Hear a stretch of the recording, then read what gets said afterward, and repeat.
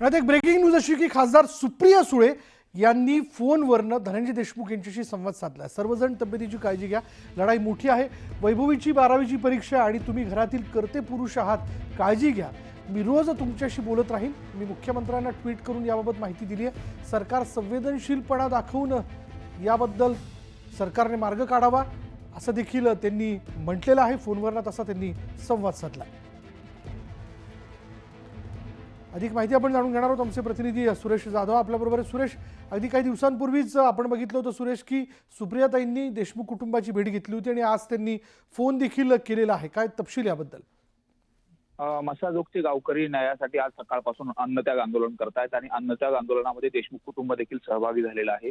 आणि याच देशमुख कुटुंबाशी सुप्रिया सुळे यांनी फोनवरून आज संवाद साधला आणि संवाद साधत असताना कुटुंबाची काळजी घ्या धनंजय, तुम्ही कुटुंबातील कर्ते आहात, त्यामुळं ही लढाई मोठी आहे, या लढाईत सर्वांना आपल्याला राहायचं आहे आणि तब्येतीची काळजी घ्या अशा पद्धतीने देखील त्यांनी विचारपूस केली। त्याचबरोबर मुख्यमंत्र्यांना देखील ट्विट केलेलं आहे आणि यात तात्काळ तोडगा काढावा अशा पद्धतीने देखील मागणी सुप्रियाताई यांनी मुख्यमंत्र्यांकडे केली।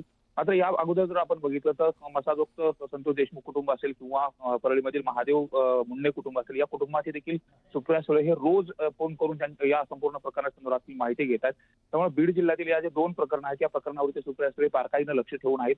आता जर आपण बघितलं तर संदीप क्षीरसागर हे देखील या ठिकाणी दाखल झालेले आहेत। राष्ट्रवादीचे आमदार संदीप क्षीरसागर हे आज या मसाजोगच्या अन्नत्याग आंदोलनामध्ये सहभागी होऊन देशमुख कुटुंबाची आणि गावकऱ्यांची विचारपूस देखील करणार आहेत।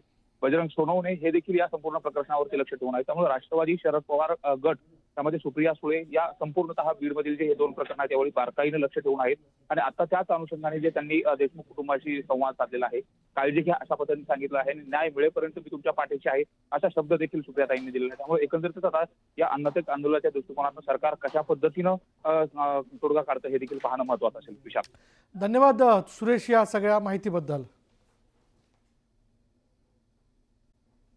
आणि मराठा समाज याच्याबद्दल जे आक्षेपार्ह वक्तव्य त्या व्यक्तीने केलेलं होतं कोरटकरनं, त्याच्याबद्दलचे माझ्या फोनमधले जे रेकॉर्डिंग्स होते ते मी त्यांना दिलेले आहेत। त्याचबरोबर इंस्टाग्राम अकाउंटवर सुद्धा त्यांनी माझ्याबद्दल वक्तव्य केलेलं होतं। ब्राह्मणांचा नाद केला तर महाराष्ट्रात राहणे मुश्किल करेल वगैरे, याचा सगळा जो जबाब आहे तो दिलेला आहे। आणि जाती जातीमध्ये तेढ निर्माण केली आणि शिवाजी महाराजांसारख्या महापुरुषांचा अपमानजनक वक्तव्य केली म्हणून त्यांच्यावर गुन्हा दाखल करावा म्हणून आता मी पोलिसांच्याकडे दिलेला आहे। तुम्हाला जी काही शिवी मारण्याची धमकी देण्यात आली किंवा जी काही अश्लील शिवीगाळ झाली त्या संदर्भात काही उल्लेख केलेला आहे का? त्या संदर्भात मी तक्रारीमध्ये काही उल्लेख केलेला नाही। मी मगाशीच सांगितलंय की त्याच्या विषयावर जर सुमोठो पोलीस काही कारवाई करणार असेल तर ते करू शकतात, पण शिवाजी महाराजांची अस्मिता आणि मराठ्यांची अस्मिता मला जास्त महत्त्वाची आहे माझ्या जीवापेक्षा। आणि त्यामुळे मी फक्त शिवाजी महाराजांच्या जे काही त्यांनी हे केलेलं आहे, वक्तव्य केलेलं आहे अत्यंत अश्लाघ्य आणि घाणेरडं, त्याच्याबद्दलच माझी तक्रार मी दिलेली आहे। फिर्यादीमध्ये स्वरूप देऊन त्याच्यावरती गुन्हा दाखल करावा अशी मागणी आहे। आता त्याच्यावर गुन्हा दाखलच नुसता करून नाही तर त्याच्यावर कारवाई झाली पाहिजे, कारण महाराष्ट्रामध्ये शिवाजी महाराजांच्या बद्दल गेल्या तुम्ही बघताय 3-4 वर्षापूर्वीपासून वेगवेगळे वक्तव्य येत आहेत आणि त्यांच्यावर काहीच कारवाई होत नाही। आणि त्यामुळं अशा ह्या निर्लज्ज माणसांची महाराष्ट्रात राहूनच शिवाजी महाराजांच्याबद्दल एक तेवढ्या खालच्या पातळीवर जाऊन बोलायची हिंमत झालेली आहे। त्यामुळे त्याच्यावर शासनानं तातडीनं कडक कारवाई केलीच पाहिजे असं माझं मत आहे। तर काही पुरावे नष्ट करण्याचा प्रयत्न केला असं देखील या तक्रारी दरम्यान सांगितलं आहे। त्याच्यामध्ये त्या PM_कोरटकर नावाचं एक इंस्टाग्राम अकाउंट आहे, त्याच्यावर माझा व्हिडिओ टाकून त्याच्या खाली सुद्धा अत्यंत अश्लाघ्य पद्धतीनं मांडणी केलेली होती। ती आज सकाळी 10-10:30च्या दरम्यान त्याच्यावरून डिलीट केले, पण त्याच्या अगोदरच आमच्या कार्यकर्त्यांनी त्याचं स्क्रीन रेकॉर्डिंग केलेलं होतं, त्याचे स्क्रीनशॉट काढलेले होते आणि त्यामुळं त्याची माहिती सुद्धा आम्ही पोलिसांना याच्यातून दिलेली आहे। त्यांचा नंबर, त्यांचं रेकॉर्डिंग आणि त्यांचं संभाषण जे झालेलं आहे वेळ ही सगळी पोलिसांना तुम्ही दिली? त्यांना मी आत्ताच पोलिसांचे जे आता तपास अधिकारी आलेले आहेत त्यांच्याकडं जे काय माझ्या फोनमधलं रेकॉर्डिंग होतं ते त्यांच्याकडे मी त्यांच्या व्हॉट्सअपला पाठवून दिलेलं आहे. तर मुख्यमंत्र्यांनी या प्रकरणाची गंभीर दखल घेतल्याचं दिसते, कारण त्यांनी चौकशीचे आदेश दिले. एसपींना त्यांनी फोन देखील केला होता. काय अपेक्षा आहे आता ज्या पद्धतीने या सूचना दिल्या? लवकरात लवकर कितीही प्रभावशाली व्यक्तिमत्व जरी असलं तरी त्याच्यावर कारवाई व्हावी आणि पुन्हा अशी कारवाई व्हावी की शिवाजी महाराजांच्याबद्दल कुठलाही व्यक्ती अशा पद्धतीचं वक्तव्य करणार नाही. अशी शिक्षा त्याला जर मिळाली तरच ही वक्तव्य थांबतील, नाहीतर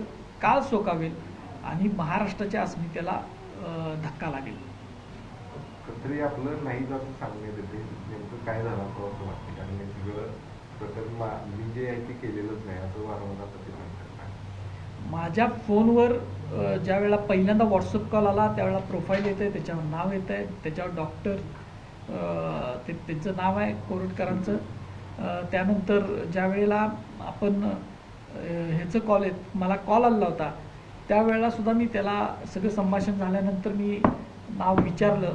त्यावेळेला त्याने ते प्रशांत कोरटकर असंच नाव सांगितलेलं होतं आणि त्यामुळं त्याच नावानं मी तक्रार केलेली आहे. आता तो प्रशांत कोरटकर आहे का नाही, तो नंबर जो माझ्याकडे आलेला होता तो मी पोलिसांच्याकडे सुपूर्द केला. त्या नंबरला फोन केला तर त्याच व्यक्तीकडे तो फोन जातोय असं सुद्धा मला काही लोकांनी सांगितलेलं आहे आणि त्यांनी सुद्धा व्हिडिओ करून ते सांगितलेलं आहे. याचा अर्थ त्याच नंबरवरनं मला फोन आलेले होते.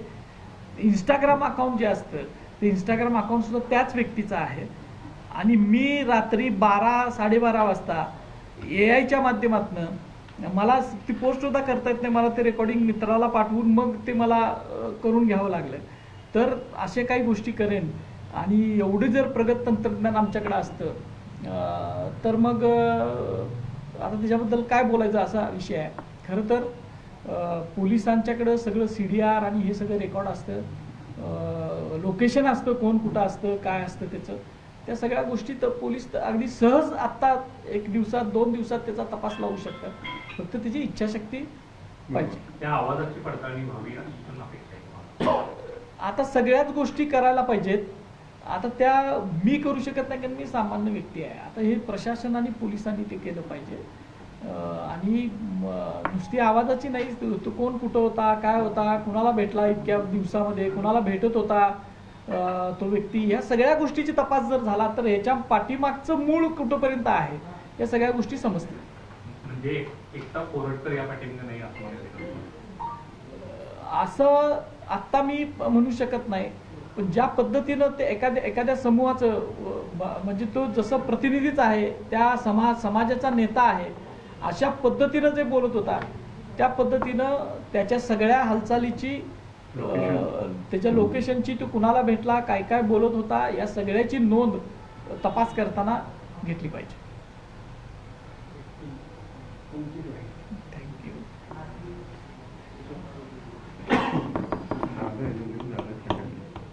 नाही म्हणून इथंच